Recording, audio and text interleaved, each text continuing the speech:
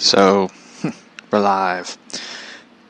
Today's episode we're going to be talking about country music, and Jared Leto started a cult?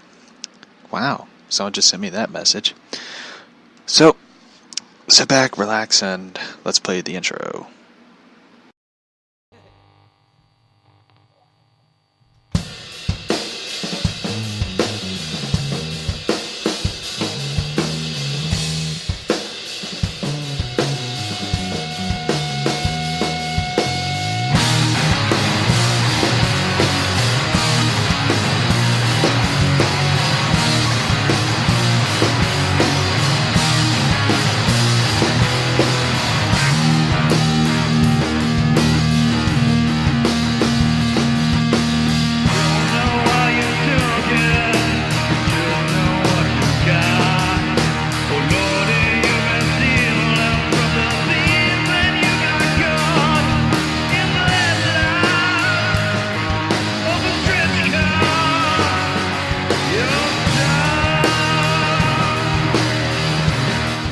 So, today's episode is brought to you by, the listeners. Yesterday's episode we were supposed to talk about DOS NXIVM Part 3. Thank you, love. And I just really didn't feel like talking about... I will continue it, just I really wanted a break from the DOS NXIVM coverage thing, because when you research it and you read about it, it really leaves, what is the term for it? It leaves you kind of feeling sick to your stomach of what these people did, what these people went through, like the branding thing, like seeing an actual photo of the branding that they left on these women just left me sick to my stomach. And I had to throw up after the show because it was just completely gross of somebody doing that to another human being. And mind you, I read some really graphic shit, like the Zodiac, Ed Gein, who inspired films such as Texas Chainsaw Massacre, Silence of the Lambs, Psycho. It was some really graphic shit. So, I mean, it doesn't, like, the NXIVM thing doesn't even top what Gein did to people. So, there's a video, you can, like, watch it. But what really, like, bothered me with... I had to talk about country music. My neighbors play country music. I know we're talking about NXIVM and stuff, but I want to talk about something funny that happened. I didn't get to go to sleep until midnight. I had to, like, get up early, which didn't help. But what really was like, I got to do an episode about country music, is I like country music. Am I a big country music aficionado? No. But I know good country music. So we're going to talk about that episode. I felt like doing about country music and stuff because somebody kept sending me, like, you gotta do country music, man. You gotta hammer it home to those people. And I had to, like, look up a lot of country music, of what's popular in country music, because I don't really listen to country music, and I don't know what's popular. Did you watch South Park? Yes, I did. I did watch South Park, by the way, so yeah. I did watch South Park. I love the episode. It was pretty damn funny. Cartman not wanting to get a shot from the doctor, and he runs around the house and the doctor's office squealing like a little piglet. It was pretty damn funny. So yeah, you gotta watch that episode. It's really funny. So, the NXIVM thing, I will finish it with the DOS thing. Probably next Monday, Tuesday. I don't know. Yeah, so anyway, what I was going to say. Anyway, I have to talk about country music, but before we talk about it, we will talk about this story that came out of nowhere. Jared Leto got upset over the Joker movie, which made me laugh. I laughed hysterically at this story, because I'm happy Jared Leto did not do this Joker movie, because he's a pussy. He couldn't even do half the things Joaquin Phoenix can do in that film. And I know I'm going to piss off a lot of Jared Leto fans, so fuck him. So, Jared Leto spoke about Warner Brothers doing the Joaquin Phoenix Joker film. He said, quote, that he was alienated and upset about the role being recast.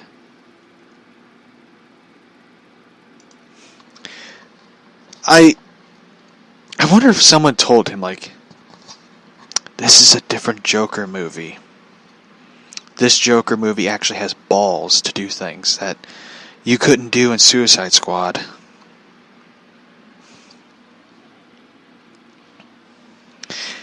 I never liked Jared Leto's Joker. In fact, I never liked Jared Leto, the actor or singer or the person. I just don't like him. I think he's a shitty actor, along with being a shitty singer.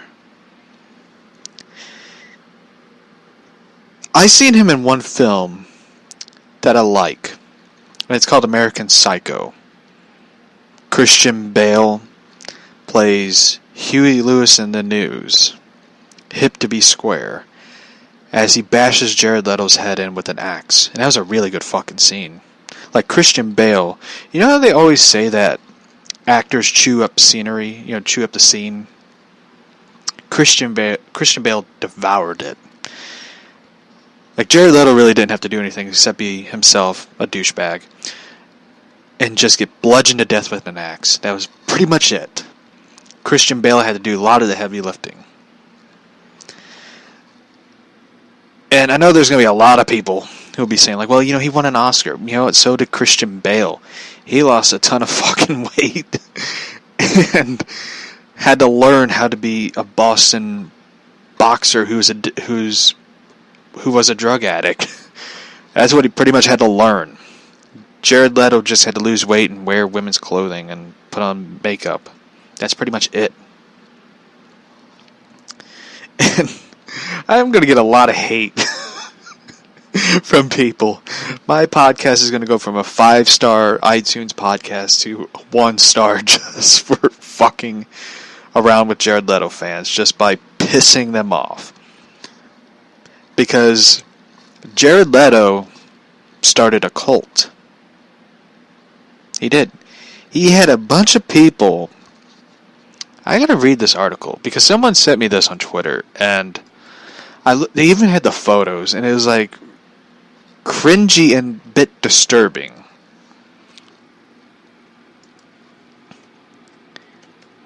And I don't know who the people that went there.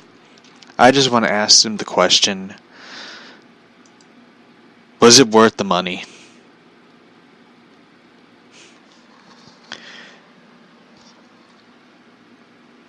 Jared Leto, 30 Seconds to Mars. Jared Leto started a cult because, of course, he did. I like how the person just put it, like, of course he did. It's like this. He posted on 30 Seconds to Mars official Twitter saying, yes, this is a cult. Mars Island. And it shows the photos of these people following him. He's wearing like this white robe. Like this white, I don't even think it's a robe. It looks more like a dress. Like this long white robe. And he has his hair down, his long hair and his beard. Trying to look like Jesus Christ. And I tell you one thing. Jesus Christ had more charisma and personality than you do. The photos are weird and disturbing. Like the one where everybody is sitting on the floor and this motherfucker is sitting in a chair having these people listen to him talk. There's a part of me that wants to know what he is saying and a part of me that really doesn't fucking care. I imagine it being like when I got the role of Joker. I had my long hair cut.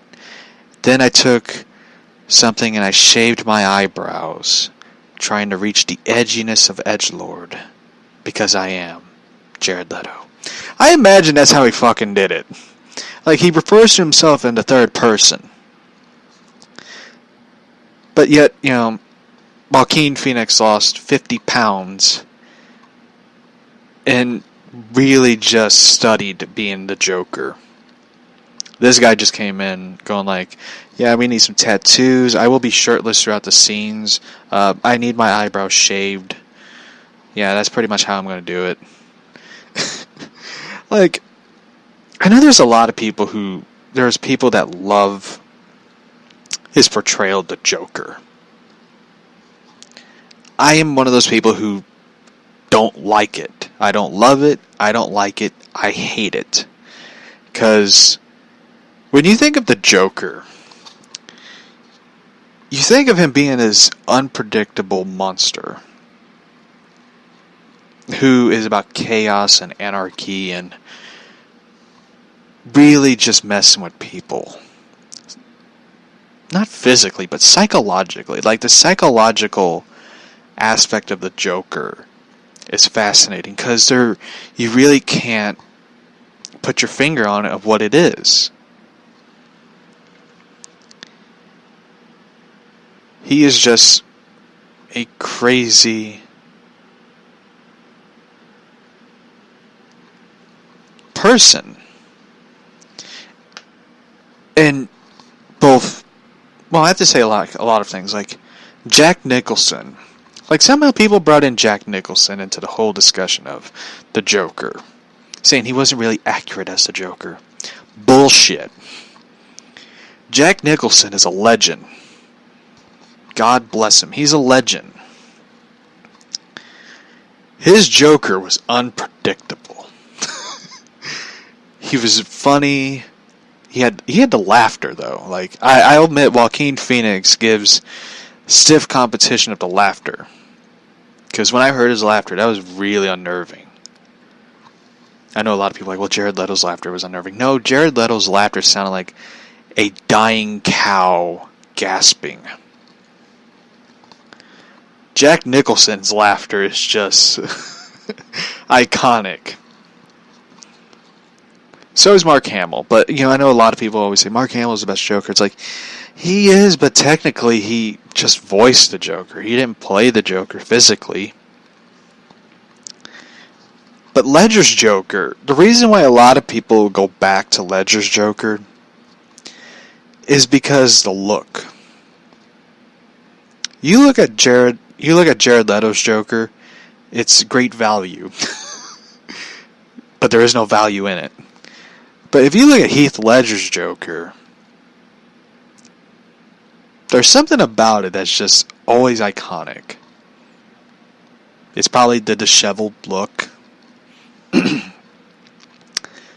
His uneven clown smile, which is carved in his face. His stance, like he looks like a wild dog. As strange as that sounds, but he says that he's like a dog chasing cars. But he is kind of a wild dog. You don't know what he's going to do. I mean, he threw Baggy Gyllenhaal out the window, which was